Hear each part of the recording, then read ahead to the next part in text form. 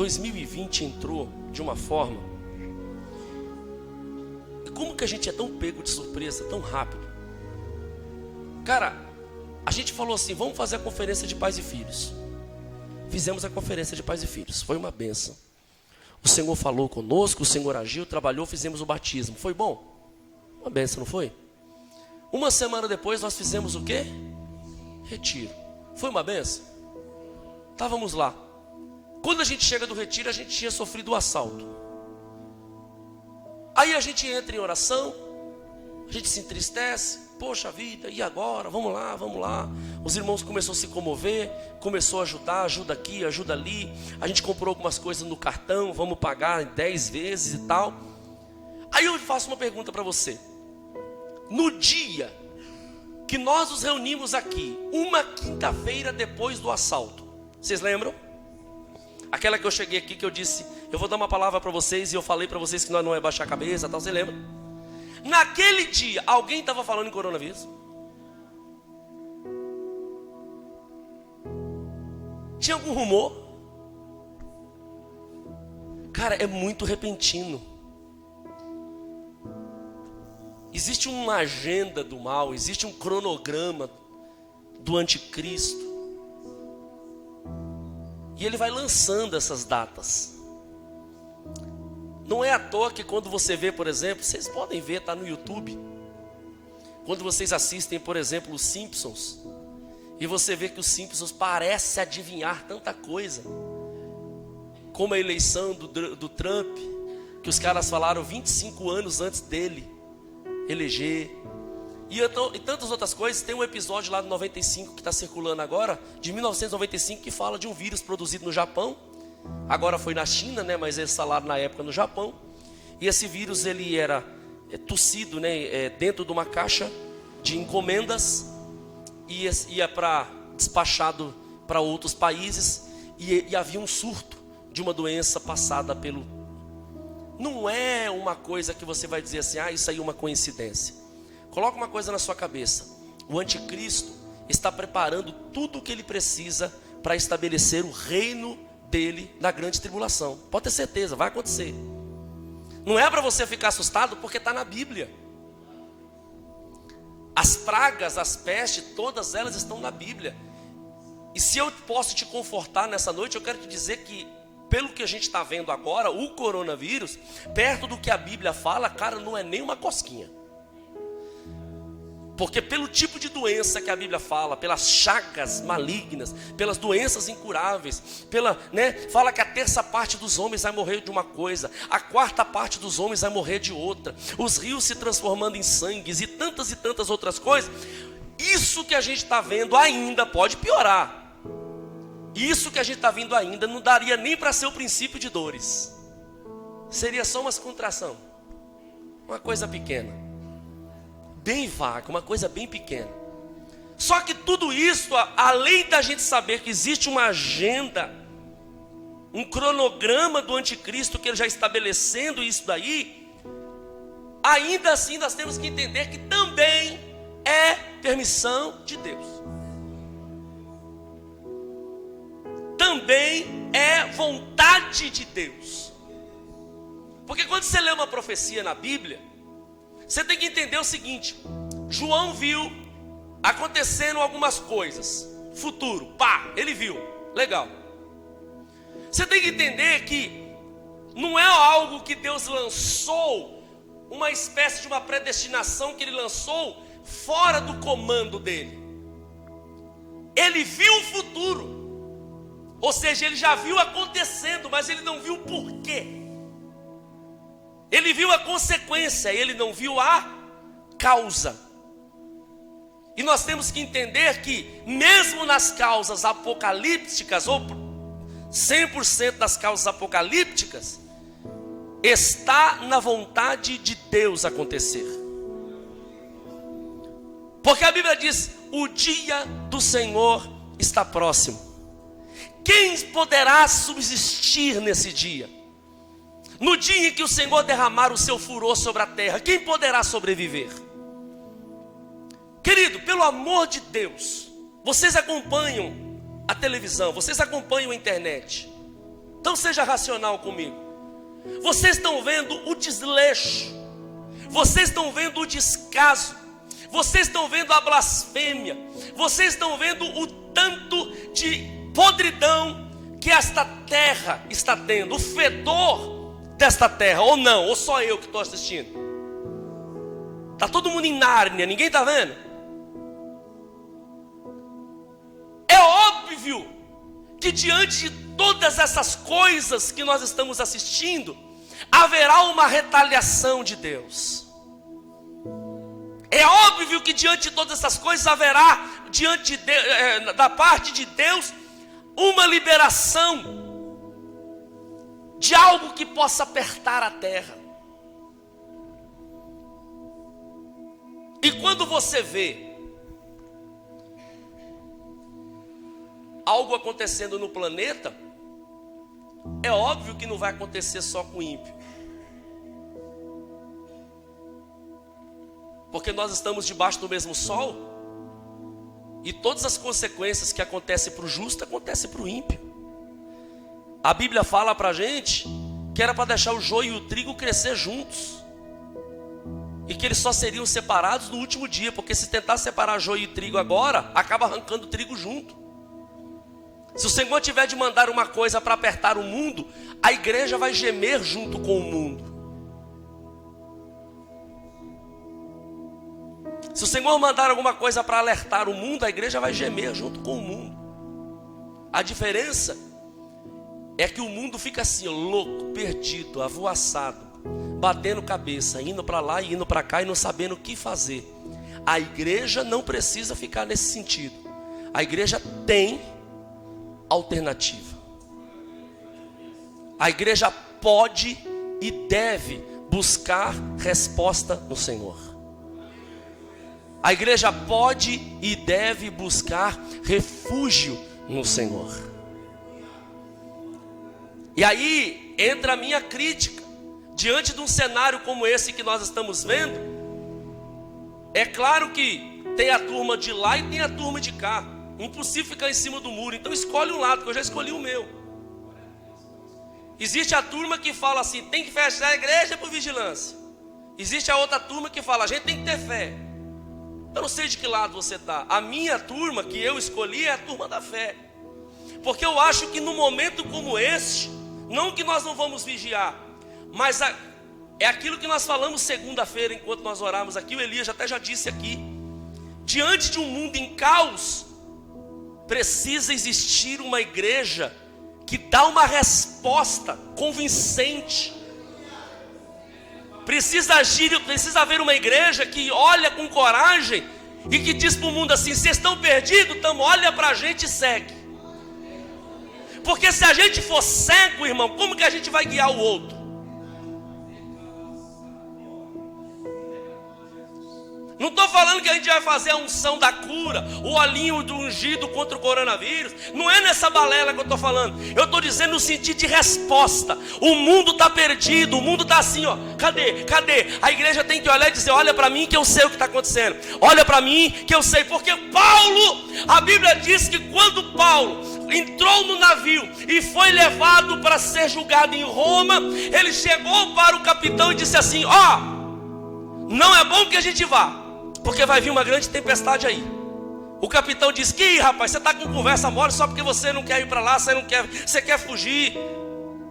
E Paulo dizia, rapaz, eu acho que a gente não deveria ir. E o capitão disse, não, eu já tomei conselhos com esse, com aquele outro. Eles disseram que a viagem é segura. Eles entram lá e começam a ver uma tempestade gigante. Eles ficam 200 e poucos dias numa tempestade gigante, ficam 14 dias sem comer e sem beber nada. E o povo desesperado, de repente Paulo se levanta e diz assim, esta noite, enquanto eu orava ao Senhor, o Senhor me apareceu e me disse que nenhuma alma desse navio vai morrer. Então somente creia em mim, porque nós vamos embarcar, quer dizer, nós vamos ancorar, o navio vai quebrar inteiro. Mas Deus disse para mim que nenhum homem ia morrer. De quase 300 presos, Todo mundo assim, vamos morrer, vamos morrer. Paulo levanta e diz: Deus disse, não vai morrer nenhum. Naquele momento, o capitão perde o controle, porque ele já estava sem controle. E eu venho pregando aqui que em tempos de crise, quem é que tem o controle na mão? Não é quem tem o poder, é quem tem a autoridade. Porque em tempo de crise, Faraó tinha na mão o poder, mas era José quem tinha autoridade. Faraó dizia: eu tenho o trono, mas não sei o que fazer com ele. José dizia: eu não tenho o trono, mas eu sei o que fazer com a crise.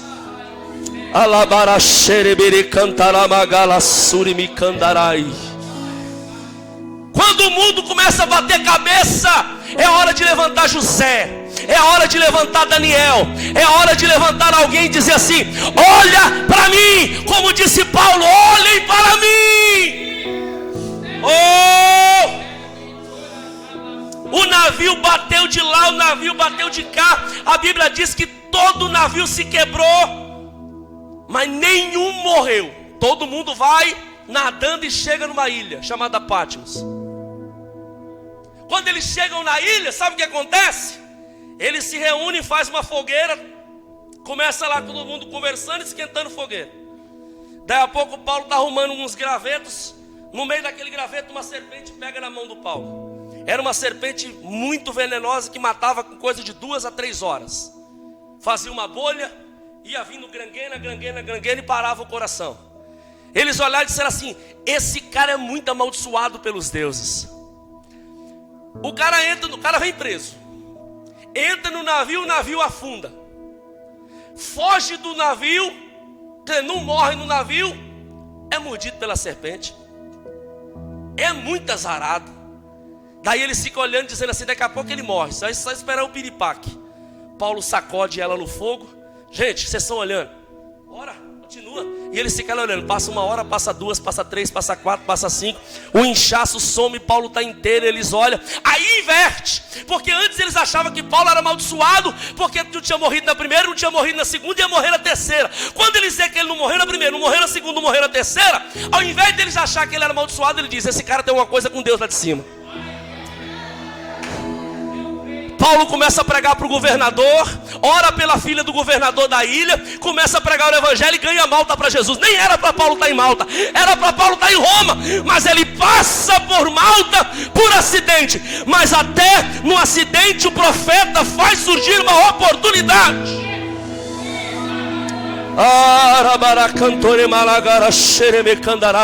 Sabe por quê?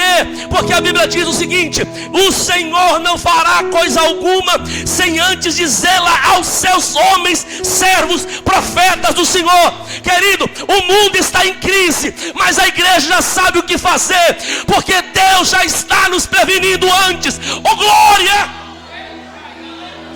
Ou você acha que a unção que a gente recebeu no retiro foi à toa? Ou você acha que o que a gente recebeu no Pais e Filho foi à toa? Deus já estava dizendo para Cairós: levanta, eu vou revestir vocês, porque tem chumbo grosso vindo por aí. Mas, oh meu Deus do céu, vocês lembram quando a gente estava orando pelo mapa?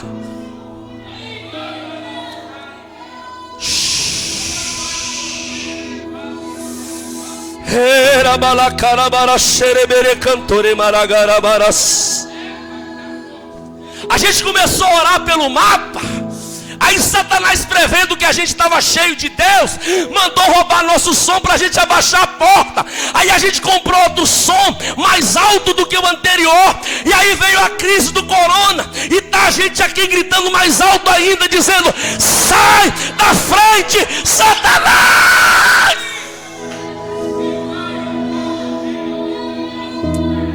Xerebere cantore bare xerebere cantore malagaravara xereme canderei urimiquitere baracandere bara xereme cantore marahai. É diante da guerra que a gente tem 2 alternativas: ocorre ou luta, ocorre ou luta, ocorre ou luta, ocorre ou luta, ocorre ou luta. Xerebe cantore rabarai xe urimiquitere balacantere bara xeremere cantore malavaras. Meu Deus, Ele é pra cataio. Gente, não estou falando nada do que eu tinha preparado. Ele é pra caio eterema calabarassuri mirikio narai.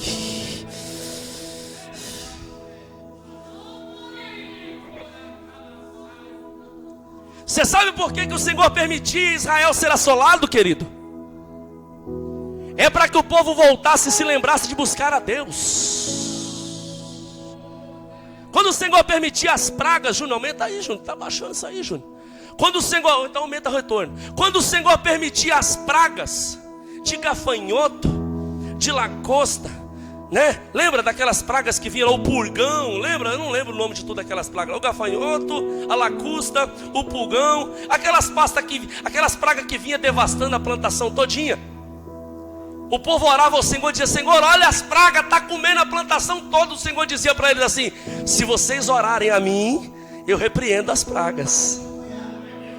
Se vocês vierem orar a mim, eu repreendo o gafanhoto, eu repreendo. Vocês lembram no dia que eu estava pregando aqui sobre a reciprocidade de Deus? Quando eu li para vocês dizendo o seguinte: se vocês orarem, se vocês me obedecerem, se vocês me buscarem de todo o coração, eu repreenderei o gafanhoto e tal. Porém, se vocês recusarem ouvir a minha voz, eu mesmo me oporei a vocês. Vocês lembram que eu li essa passagem aqui várias vezes? Por isso que eu cantei esse hino: se prontamente obedecer a Deus, bendito serei aqui, bendito serei ali, bendito serei aqui. Você sabe qual é o nosso problema? E eu vou entrar na pregação. A gente fica tentando amenizar consequências, enquanto Deus queria que nós amenizasse e eu resolvesse o problema da obediência. Eu vou arrumar isso aqui, vai ficar mais entendível. A gente desobedece e depois a gente fica tentando melhorar as consequências. E Deus vai nos dizer: não se preocupe com as consequências, você vai ter que voltar lá atrás e arrumar a desobediência. Porque se você arrumar a obediência, as consequências vão ser automáticas.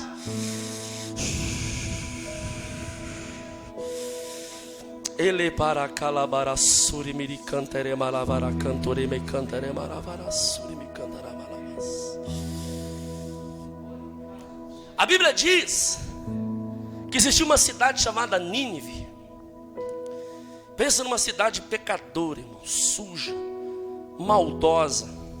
Historiadores vão dizer que Jonas não queria pregar lá, porque eles haviam feito maldades, assassinatos contra conhecido do Jonas, inclusive contra a sua família. Não é uma coisa que está na Bíblia, é uma coisa que está na história. Então a gente vai buscando para tentar compreender.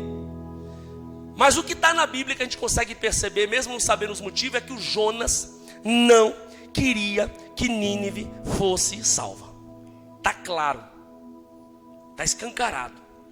Deus chama Jonas e: Jonas, vai até a cidade de Nínive e prega, dizendo a eles que se eles se arrependerem, eu não destruo a cidade, Jonas. O Jonas vai mal-humorado, insatisfeito, com raiva, dizendo: nem a pau, Juvenal. Ao invés dele pegar um navio para lá, ele pega um navio para Tarsis e vai na direção contrária, oposta. Nínive está para cá, lá vai Jonas para lá. Porque ele não queria pregar, porque ele sabia o seguinte: vai que eu prego e esses caras se arrependem. Eu não quero que eles se arrependam. Eu quero que Deus mate. Eu quero que Deus consuma. Você já parou, às vezes já se deparou com algum sentimento assim, seu? Ou você já percebeu algum sentimento assim da parte de alguém? Porque às vezes a gente olha para o mundo, a gente vai olhando, e a gente às vezes cai na tentação de querer condenar o mundo. Quando a gente ouve uma palavra dizendo assim: ah, mas aquele traficante ali, Jesus pode salvar ele, a gente dá aquela: pode, mas aquela prostituta ali, Deus pode salvar, pode, mas meio que a gente não quer. Porque meio que a gente quer o céu só pra gente, meio que a gente se acha mais merecedor. Não sei se você já se pegou. Não cai na síndrome do Jonas, não. Porque quando o Senhor mandou ele pregar, ele não queria pregar, porque ele sabia que se eles ouvissem, Deus faria. É tanto que ele mesmo fala, diz assim: Senhor, sabendo eu que o Senhor é um Deus misericordioso, longânimo e benigno, e que se arrepende de fazer o mal, eu não quis ir, porque eu sabia que se eles pedissem perdão, o Senhor ia mudar de ideia. Está lá, depois você lê no capítulo 2. Daí ele vai para outra direção. Enquanto ele está na outra direção, lá vem o vento, ó. Essa semana ainda nós estávamos pregando aqui sobre a tempestade. Aqui lá no São Marcos, aos irmãos que estão me assistindo do São Marcos, nós falamos que tem vento que ele é trazido pelo diabo, tem vento que ele é trazido por Deus. A tempestade do Jonas era trazida por Deus, nego. É aquela tempestade da desobediência. É aquela tempestade que Deus aperta um pouquinho. Como dizia o Pedro Paulo, o moinho de Deus moe devagar, mas moe precisamente bem. Sabe, eu gosto dessa frase. Sabe por quê? Ela tem muita razão. Porque quando Deus pega para moer o homem, Ele não vai de uma vez. Querido, Deus amassa. Deus amassa. Deus amassa. Vai por mim. Se você está lutando contra algo que Deus está mandando você renunciar, você vai perder, cara. Você não vai aguentar. Uma hora você vai estar tão quebrado que você vai dizer: o Senhor ganhou. Porque Davi lutou contra Deus 1 ano para se arrepender do pecado com Betseba. E ele dizia: enquanto eu escondi o meu pecado, os meus ossos se quebraram dentro de mim. Parecia que eu tinha sido moído. Perdi o sono, perdi a fome, perdi a paz. E ele dizia: mas quando eu confessei, o Senhor trouxe alegria de volta para mim, para os meus ossos. Eu voltei a viver, respirar. O Jonas vai numa direção que vem uma tempestade. A tempestade vai moendo eles. Vai moendo, vai moendo, vai moendo, vai moendo, vai moendo. E eu posso te falar uma verdade? Quem quer ouvir, diga amém. Se você está dentro do barco e você está em desobediência, o vento não vem só para você. O vento vem para o barco todo, meu amigo. A família inteira sente, a igreja inteira sente, a empresa inteira sente.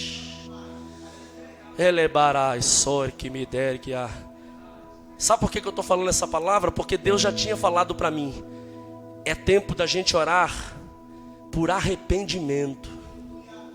O avivamento que nós estamos gerando, que Deus falou para a gente quando eu preguei sobre paternidade, que Deus disse que estava nos engravidando.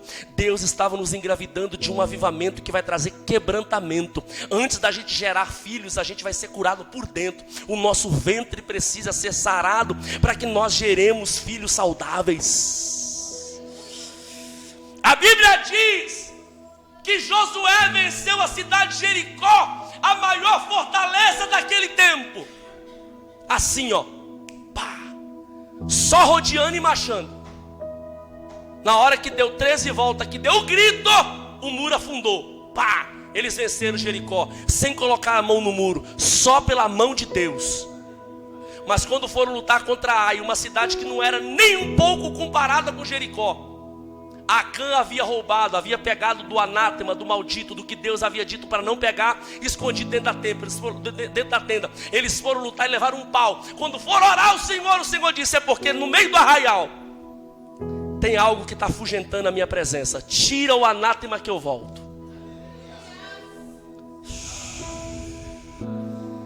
Elebarasore que me dará gaio ete plagaio ete oromai. Lemanduire ebereciore que amagaio ete oramagaio ete praga suri michore.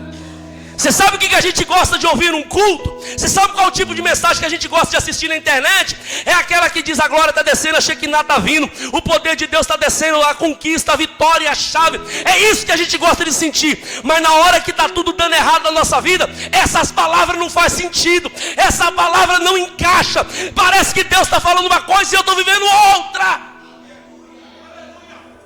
E chega uma hora, não sei você, mas chega uma hora que eu começo a dizer assim: Senhor, fala qualquer coisa, porque é melhor ouvir o Senhor brigando do que não falando.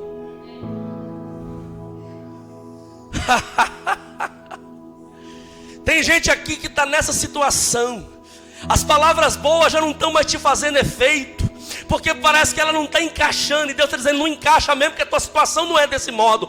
Mas você já está em uma dor tão grande que você já está começando a desejar, dizendo o seguinte: Senhor, fala qualquer coisa, só fala. E Ele está dizendo: é de repreensão, mas vai te curar. repreensão, mas vai mudar a tua vida, vai fazer sentido amanhã.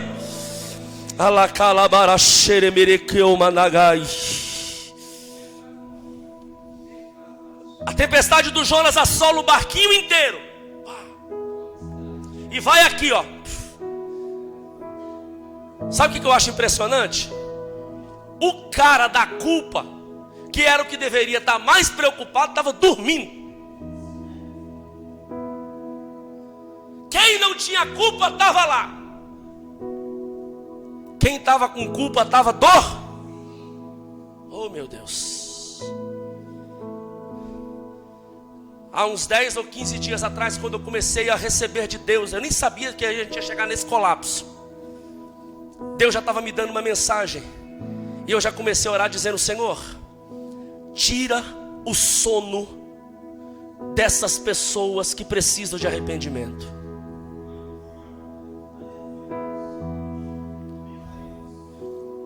Tira a paz, tira o sono, porque eu não vou ficar orando,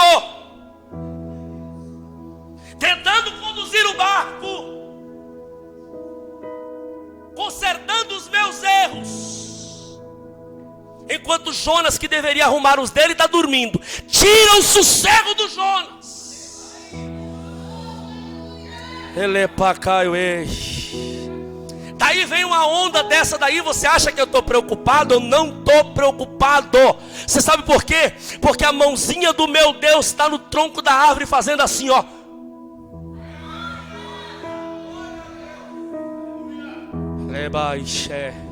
A mão do meu Deus está fazendo assim com a árvore, ó. Tem muita gente que está ali, ó, todo errado, passando despercebido. Deus vai sacudir, vai trazer à tona, vai dizer: ou fica curado, ou sai. Os que usam de engano não permanecerão na congregação dos justos. É tempo de arrependimento, igreja. E eu quero deixar claro que eu não estou pregando isso só para os presentes. Eu estou pregando isso para uma mensagem que vai ficar gravada no YouTube. E você que está me assistindo pelo YouTube, eu não sei quando você vai assistir isso. Dentro da tua casa, Deus vai estar aí com você. Olha para Ele.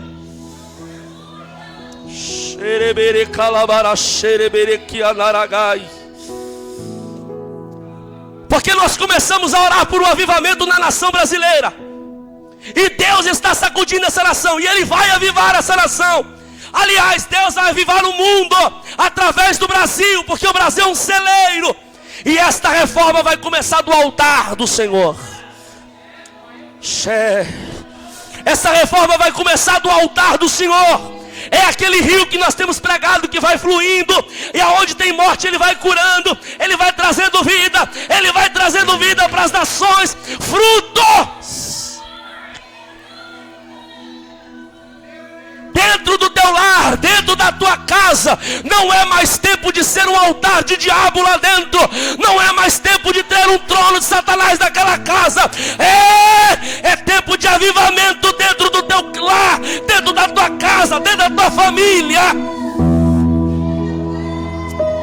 Xerebere cantore malagara, xerebere cantore malavas.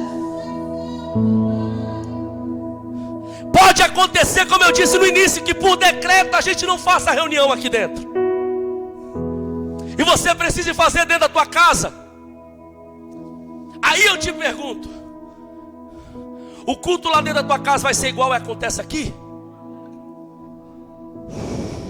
Aí eu vou chamar fulano. Não é para chamar ninguém. Não é para chamar ninguém.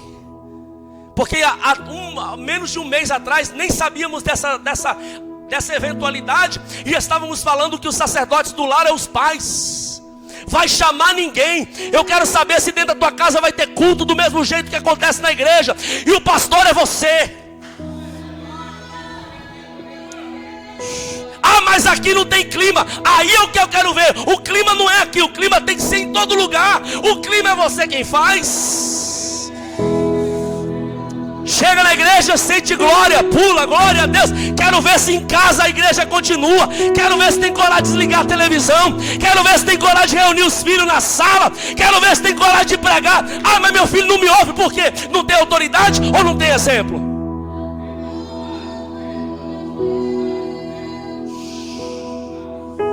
Ah, mas a minha esposa não me ouve por quê? Será que ela não está vendo um homem de Deus? Tua esposa precisa olhar para você e dizer assim: meu marido é o meu pastor também. Porque esse é o plano de Deus. Olhar o filho, olhar e dizer: meu pai, minha mãe é o meu pastor também. Quando o Senhor disse assim, ó, vai passar o anjo à meia-noite no Egito, para matar todos os primogênitos do Egito. Mas eu quero que o meu povo fique dentro de casa, cada um reunido com a sua família.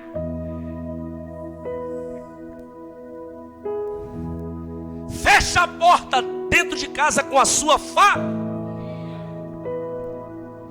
E passa na verga da porta o sangue do cordeiro. E dentro de casa, mate o cordeiro, que é o símbolo de Jesus.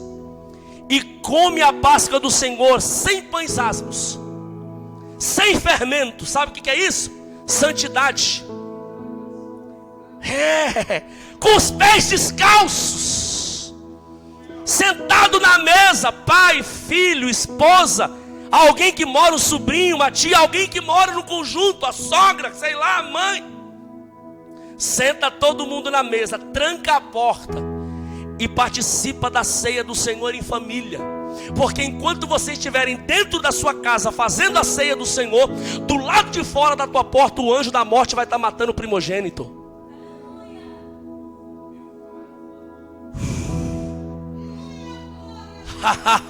Não é dentro da igreja, é dentro de casa.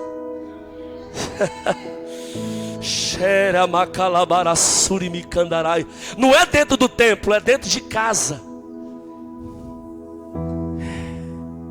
Deixa eu falar do Jonas.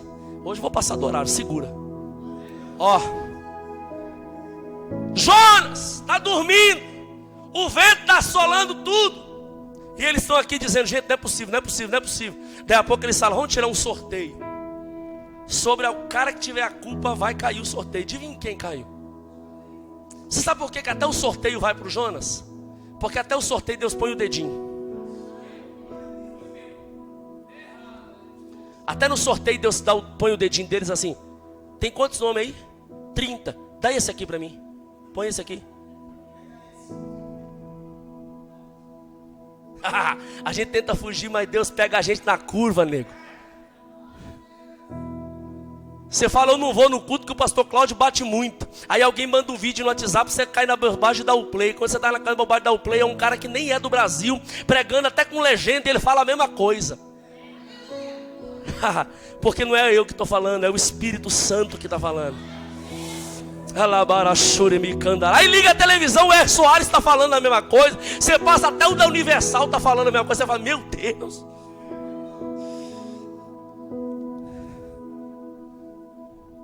Daí cai no Jonas, eles acordam o Jonas e dizem assim: ô, chega aí, caiu em você aqui. Fala logo, o que você está escondendo aí? Da onde você vem? Qual é a tua ocupação? Qual é o povo que você pertence? Sou brasileiro, minha ocupação é esta, pertenço ao povo do Deus vivo, sou crente. E o que você está fazendo aqui? Fugindo do Deus vivo. Os caras disseram: ai, ai, ai. Os caras ainda tentaram ajudar, dizendo: tira as bagagens. Chegou uma hora que eles disseram assim: não vai rolar. A gente não está lutando contra alguém comum, nós estamos lutando contra Deus. Eles olharam e disseram assim: Deus, que o sangue desse homem não caia sobre as nossas mãos. Na moral, desculpa aí, mas o problema é com o Senhor e ele.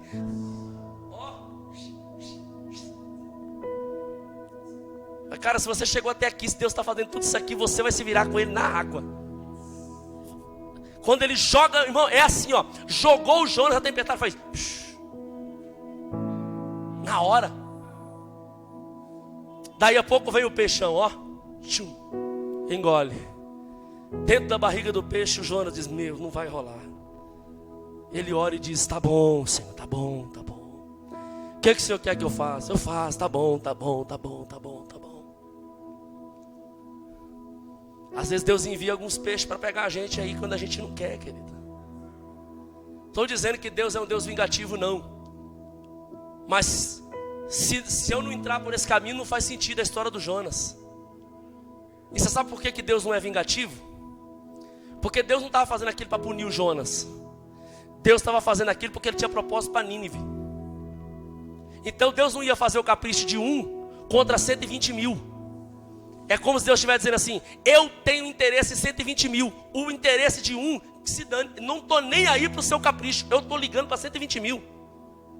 Vocês lembram quando eu disse que eu não queria ser pastor, não queria ser pregador, e Deus permitiu uma enfermidade dos meus filhos? Deus estava dizendo: cara, eu não estou nem aí para o seu capricho, eu estou aí para as pessoas que eu quero usar você para pregar. Depois a gente se resolve nós dois, mas eu não estou olhando para 1, eu estou olhando para milhares. Quando Deus começa a apertar você, não é que Deus está punindo você, Deus está olhando milhares lá na frente que Ele tem propósito de usar você para fazer alguma coisa. Então Deus não está nem aí para o seu capricho atual, Deus está aí para o propósito futuro, Ele vai fazer. Se só o Jonas estivesse na confusão, Deus poderia ter dito: eu desisto do Jonas. Mas era o único cara que Deus podia usar para Nínive naquele momento. Ele dizia: é indesistível. É irrenunciável a chamada. Irmão, se Jonas se suicidasse, Deus ressuscitava. Jonas ia pular, ia bater a cabeça, ia rachar no meio. Deus ia dizer: vive de novo. Vai com cabeça rachada. Depois resolve seu suicídio. Senhor, por quê? Não é sina contra você, é misericórdia contra aquele povo. Jonas é cuspido pelo peixe e diz: tá bom, eu vou. Irmão, imagina Jonas pregando. Não era assim, tão entusiasmado igual eu prego para vocês aqui, com fundo gostoso. Não, era com desdém. Arrepende, viu? Deus vai consumir isso aqui tudo. Por dentro estava dizendo: e tomara que faça. E ó, todo cheio de desdém.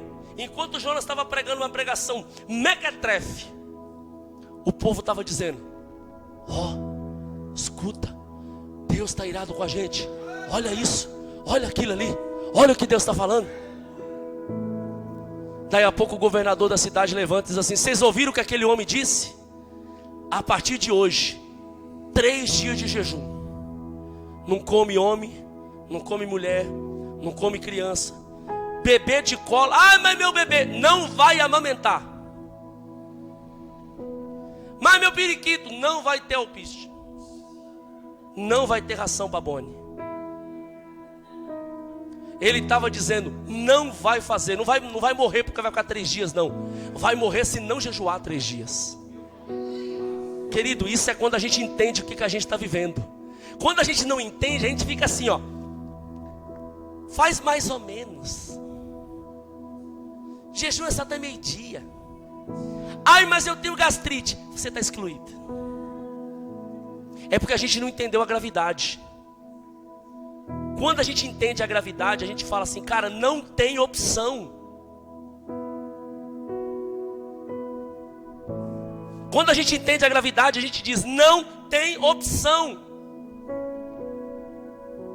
Quando você, amado, entender a profundidade do que eu estou pregando, e entender que a tua vida depende de arrependimento, entender que a tua vida precisa de posicionamento, e que se Jesus voltar agora por causa de algo, você não sobe,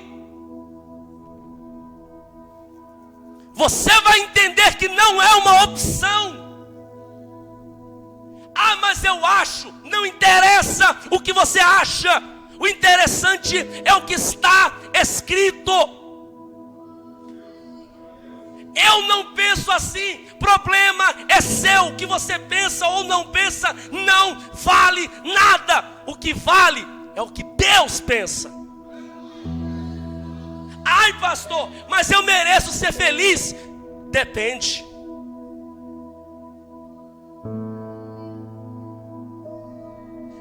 merece. Não.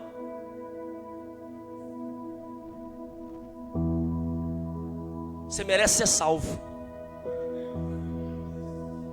pelo sangue de Jesus. Porque aquele que achar que está ganhando a sua vida vai estar perdendo. Ah, mas eu mereço ser feliz. Então escolhe.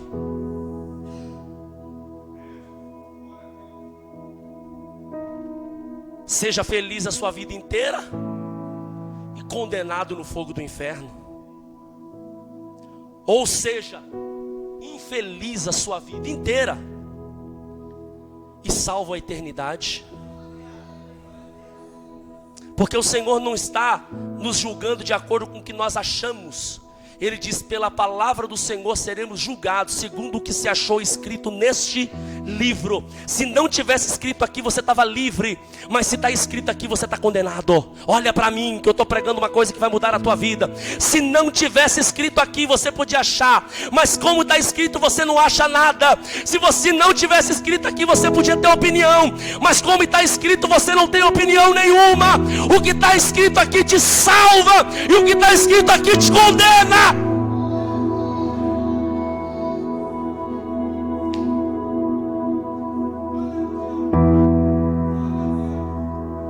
E nada mais gostoso para pregar arrebatamento da igreja do que num momento de catástrofe como esta. Porque parece que quando a gente fala de arrebatamento, parece que é algo tão futurístico.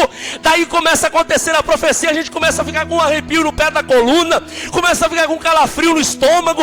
Quando a gente começa a ver o noticiário, todo mundo de máscara, e a gente vê as pragas acontecendo, tudo muito real. Aí a gente começa a dizer: caramba, não é que é verdade mesmo? É o Senhor nos dando chance, dizendo: isto é verdade, aquilo também é, o arrebatamento também é, a palavra também é. Eu falei, eu vou cumprir. É tempo de arrependimento.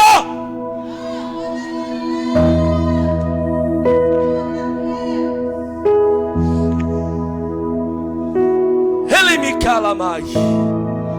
Jonas prega, olha ali. Nínive começa a fazer jejum. Jonas vai para o alto do monte, senta e diz: vou ficar aqui para ver a bagaceira. E ele senta. Deus, com dó do Jonas, faz de uma forma tão rápida crescer uma boboreira, e ela faz sombra sobre a cabeça do Jonas, e ele encosta nela e fica ali tomando daquela sombra gostosa e assistindo. Passa um tempo, passa outro tempo, e Deus não mata ninguém. Que ele tinha dito que em 40 dias Deus destruiria tudo. Passou o tempo, Deus não destruiu ninguém. Contrapartida, Jonas começa a reclamar com Deus. Deus vai lá, manda um inseto, manda uma praga. Essa praga vai lá e começa a comer da boboreira, e ela seca. Quem mandou o inseto? Foi o diabo? Quem mandou? Quem construiu a boboreira? Quem mandou o inseto?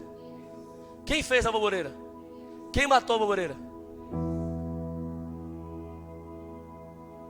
Nem toda praga vem do diabo. Tem muita praga que vem de Deus para chamar a nossa atenção.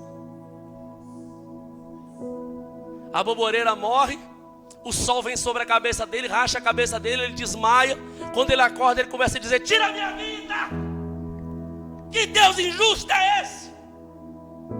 Não quis matar o povo, agora mata o pé de abóbora que eu estava gostando tanto. O que a abóbora fez para o Senhor? Deus olha para o João e diz assim: como você é hipócrita. Você está com dó porque eu matei um pé de aboboreira que nem foi você que plantou. Eu plantei e você está com dó do pé de aboboreira? Mas não está com dó de 120 mil. É porque não foi você que plantou os 120 mil também. Oh, meu irmão, deixa eu falar uma verdade aqui para você.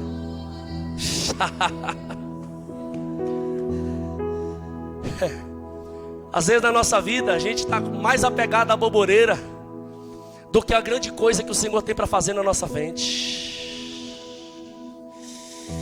Tem muita gente apegada na boboreira. E eu disse isso aqui, eu vou dizer de novo, porque tem gente que não ouviu, porque vai ficar gravado. Eu li um livro esses dias, do pastor Luiz Hermínio. E lá nesse livro ele contava dizendo que ele estava com uma agenda em mais de 40 países. Era o sonho da vida dele pregar em mais de 40 países. Todos aqueles países era o sonho da vida. Um dia ele estava orando e Deus disse, ele estava no hotel já, e Deus disse para ele assim: liga, cancele todas as suas agendas, volte para casa, feche algumas brechas que você tem em casa, e depois de um tempo eu te digo quanto que você volta e se volta. O filho dele tinha nascido com síndrome de Down, tipo síndrome de Down, alguma coisa assim.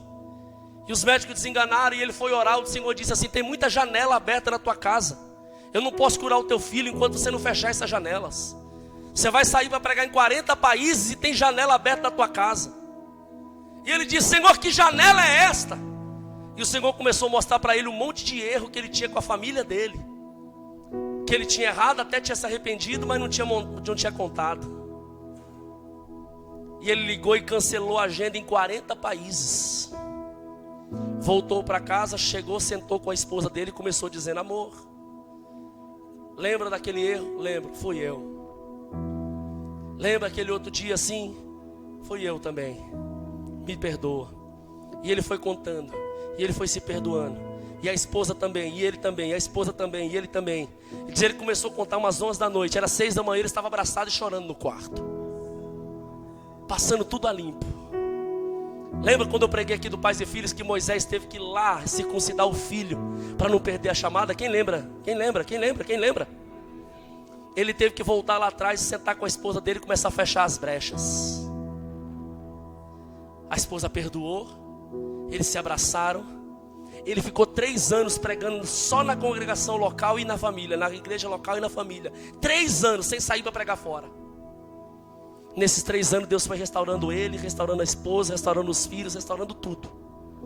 Hoje ele já falou assim, hoje ele já voltou mais de 2 vezes em cada lugar daqueles países que ele cancelou. Tem mais de 10 ou 12 livros escritos.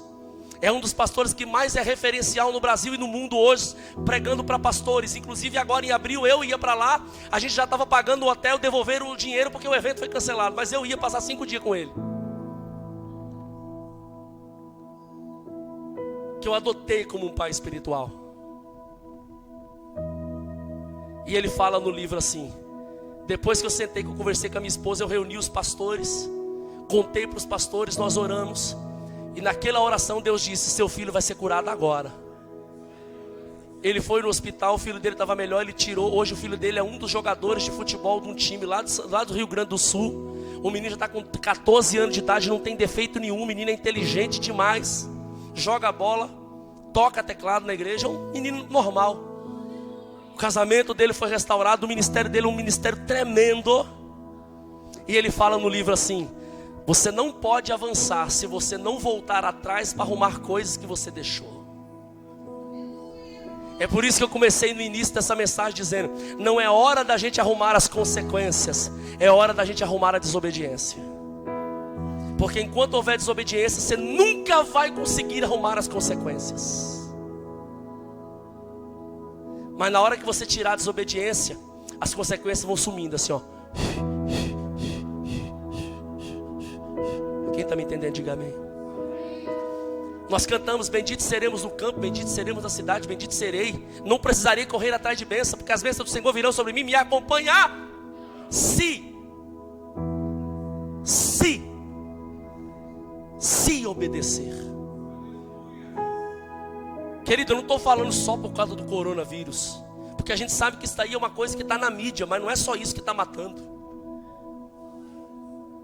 O risco é de qualquer hora, um acidente, bala perdida. Um assalto como esse daqui, eu podia ter chegado aqui na hora do assalto e ter levado um tiro, porque eu vinha dormir aqui aquela noite, eu ia chegar aqui naquele horário. Eu posso morrer de coronavírus, mas posso levar um tiro, posso morrer de batida. A gente não tem que ficar olhando para o alarde da mídia e se preocupando com algo que a mídia quer que a gente se preocupe, porque existem muitas coisas para se preocupar. Mas sabe o que a gente tem que se preocupar? É se nós estamos preparados. Porque eu posso estar completamente imune contra o coronavírus e ir para o inferno por conta de outra coisa. Agora, se eu estiver pronto para encontrar o meu Jesus, querido, o vírus, o acidente, a bala perdida, o que vier, é só uma carona. É só uma carona. E aí eu falo de morte, tem gente que fica assustado, porque tem gente que fala que quer conhecer Jesus, mas não está com pressa. Mas Paulo diz que a morte para o cristão é uma bênção. A morte para o cristão é uma dádiva. A gente não tem que ter medo de morrer, a gente tem que ter medo de ir para o inferno. Jesus disse assim, ó: não temas o homem que pode matar o corpo, mas temas a Deus que pode matar a alma e lançar no fogo do inferno. Tem muita gente tomando banho de álcool em gel, mas não toma banho do sangue de Jesus.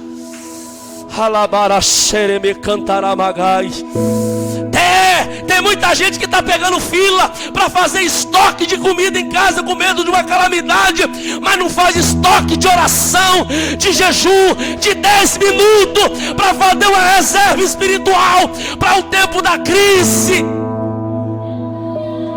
Ô igreja, não é hora de olhar para o mundo, é hora de olhar para a cruz. Fique de pé para orar comigo.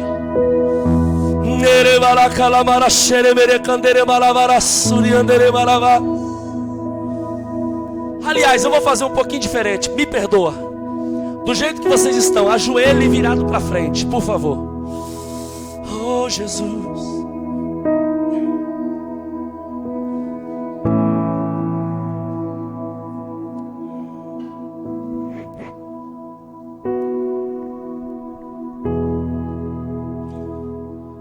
Isso aqui que eu vou lhe dizer.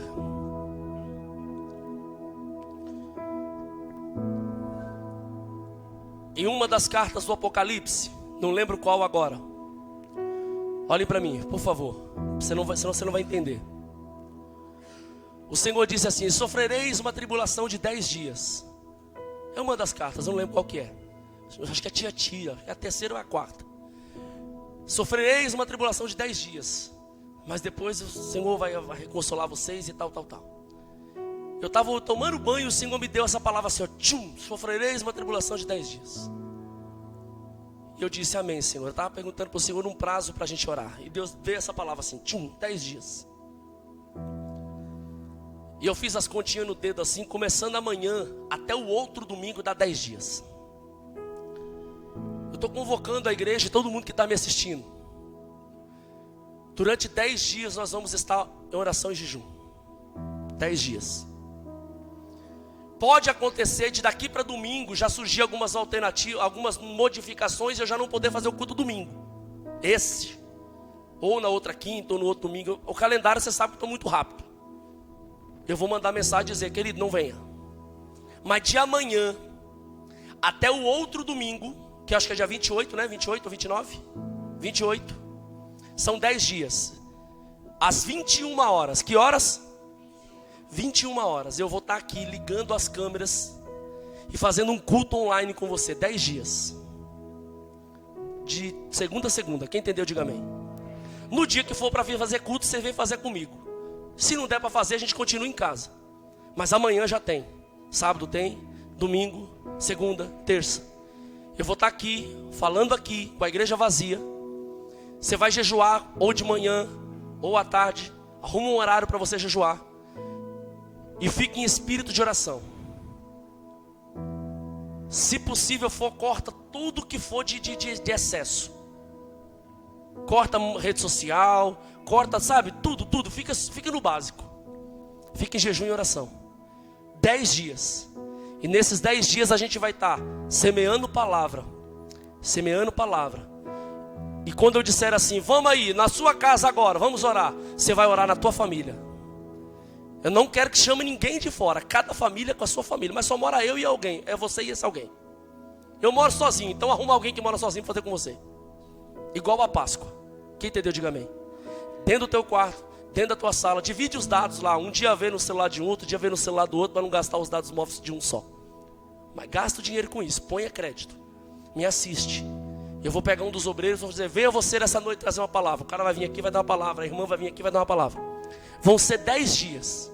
Às 21 horas. Meia horinha. 21 às 21h30, mais ou menos. te chega aqui e eu vou falar com você através da mídia.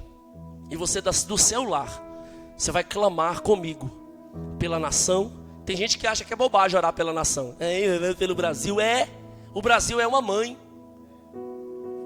O Brasil é uma mãe. A gente mora no Brasil e não vai orar pelo Brasil. Se Deus amaldiçoar o Brasil, amaldiçoa a gente também. Ou não? É pátria amada Brasil. A nossa mãe é o Brasil. Ele manda orar por Israel, não manda? Ele também manda orar pela sua nação. Ore pela sua nação. Ore pelo Brasil. Ore por São Paulo. Ore por Capão Redondo. Ore pela sua família. Tem gente que na hora de postar na internet lá fica assim, ó. Posta uma coisinha, às vezes até fake. Ai, misericórdia. Na hora que a gente fala assim, vamos orar sério, inverte esse negócio. Eu tô falando sério. Para de alarde com bobagem do mundo e grita na oração.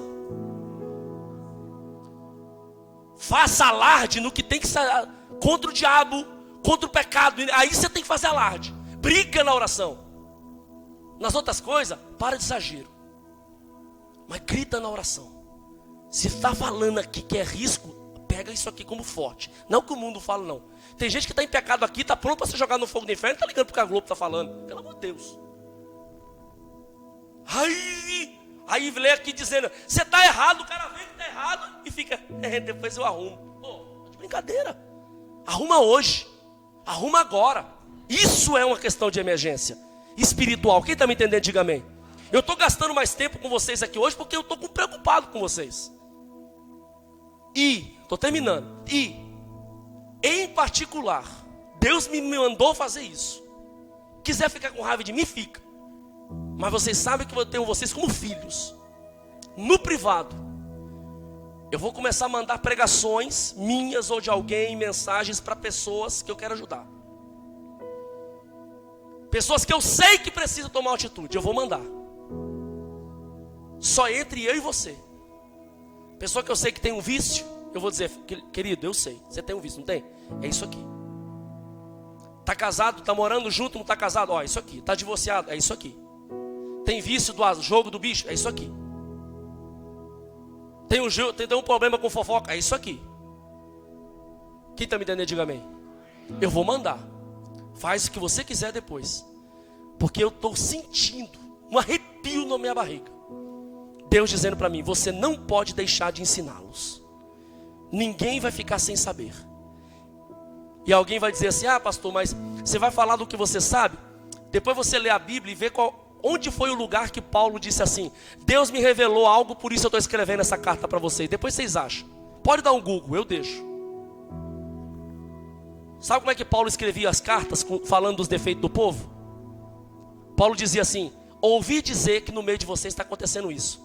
Tá ou não está escrito assim? E às vezes ele citava, ele dizia assim, eu enviei fulano, e fulano me trouxe notícias sobre vocês. Paulo dedava. Eu enviei fulano para ver como é que vocês estavam, e as notícias que fulano me trouxe não eram boas. Está escrito ou não está escrito?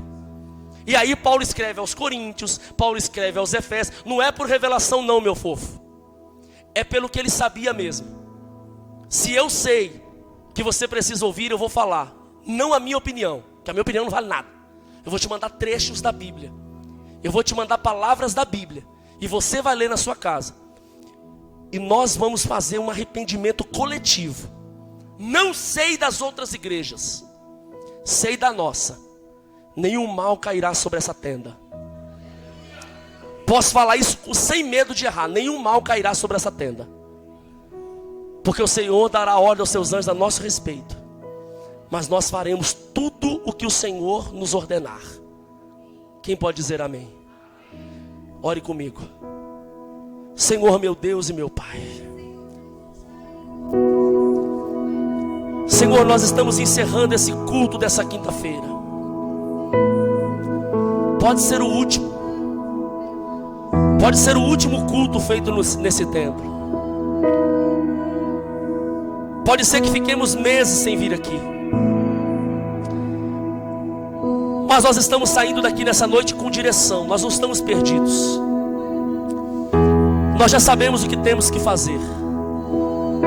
O Senhor disse, se o meu povo que se chama pelo meu nome se humilhar, orar, se converter dos seus maus caminhos, eu os ouvirei do céu, perdoarei os seus pecados, sararei a sua terra.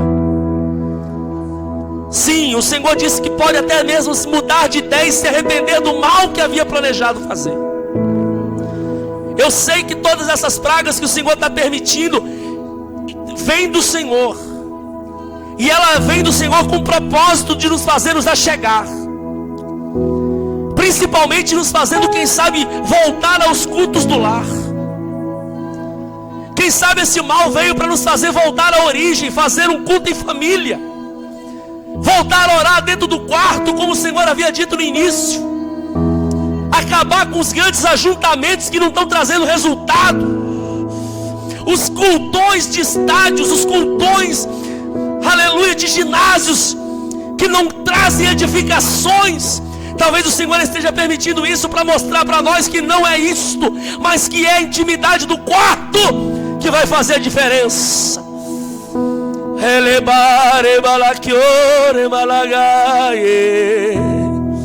Senhor, não importa como, mas nos traz o arrependimento. Não importa como, mas nos traz o quebrantamento. Nos faz entender que somos igreja e que o Senhor quer de nós o melhor, que o Senhor vai nos apertar até extrair de nós a nossa essência.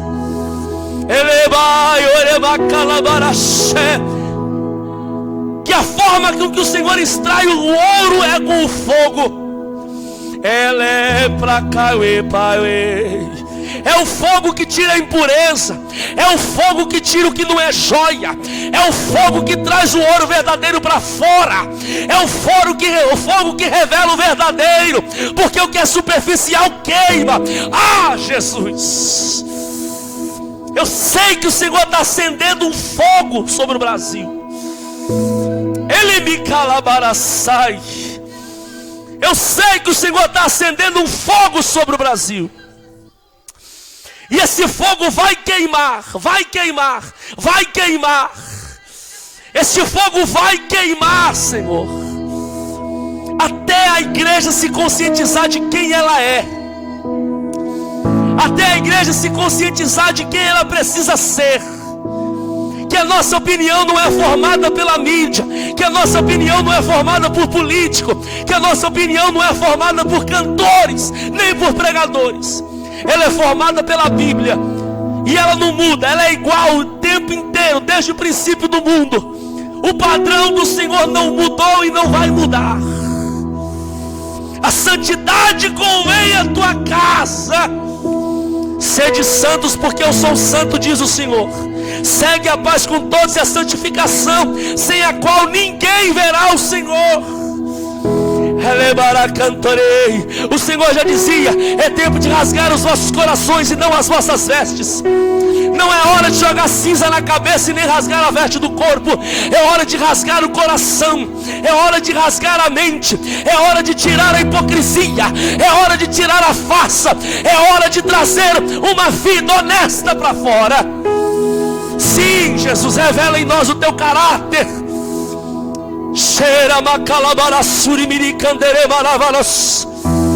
Sim, Jesus, revela em nós o teu caráter. Seremos provados, mas nós vamos passar com vigor. Nós vamos vencer com louvor. E no final dessa prova nós seremos aprovados. O Senhor encontrará em nós uma igreja séria, justa, bíblica, que não deixa passar nada de obediência que não seja feito. Porque nós não estamos nem aí para dinheiro, nós não temos nem aí para fama, nós não temos nem aí para volume. Nós estamos aí para a presença. Nós queremos a presença. Se não for no templo, que seja em casa, dentro do banheiro, dentro do quarto, no meio da rua, dentro do ônibus, aonde for. Queremos a tua presença, Jesus. Se for para morrer, a gente morre, mas que seja com a tua presença, Jesus. Se for para ir para a glória, a gente vai, mas que seja com a tua presença, Jesus.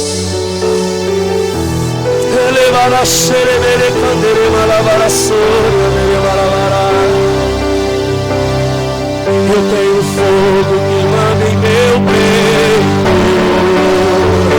que não me dá descanso. Eu não tenho descanso. Eu tenho fogo cerrado em meu peito, que não me dá descanso. Eu não tenho descanso. Eu tenho fogo. Eu tenho fogo cerrado em meu peito, que não me dá descanso. Eu não tenho descanso. Deixa queimar. Deixa queimar, deixa queimar. Deixa queimar, deixa queimar. Deixa queimar, deixa queimar. Oh! Deixa queimar, deixa queimar. Deixa queimar, deixa queimar. Deixa queimar, deixa queimar. Quem pode agradecer com as palmas?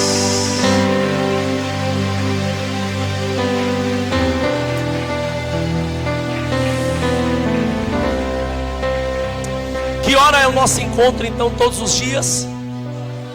Canal do YouTube, tá bom? Entra lá, Igreja Kairos, vocês já sabem qual é, né? Quando entra aparece lá em cima assim, ó, ao vivo. Aquele que tiver ao vivo é aquele, porque os anteriores eu vou apagando ou editando, tá bom? Se inscreve lá no canal. Se você ativar o sininho, quando a Igreja Kairos entrar, ele aparece assim, lá em cima assim, ó, Igreja Kairos entrou. Aí apita, fica mais fácil. Amém? Que a graça de nosso Senhor e Salvador Jesus Cristo, que o grande amor de Deus, que a comunhão e a consolação do Espírito Santo esteja sobre todos nós, não somente hoje, mas para todos sempre. Todos digam: cumprimenta o seu irmão com a paz do Senhor.